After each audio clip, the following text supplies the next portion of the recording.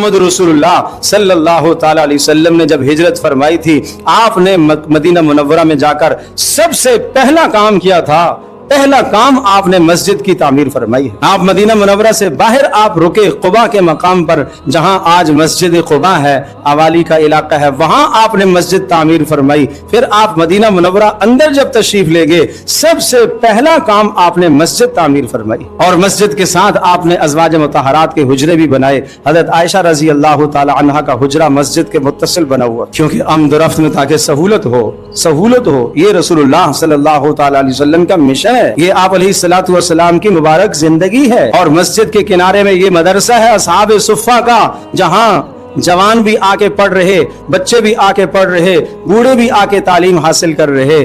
جس مسجد کے متصل ملحق مدرسہ نہیں ہے، وہ مسجد اپنے علاقے کی رہنمائی نہیں کر سکتی۔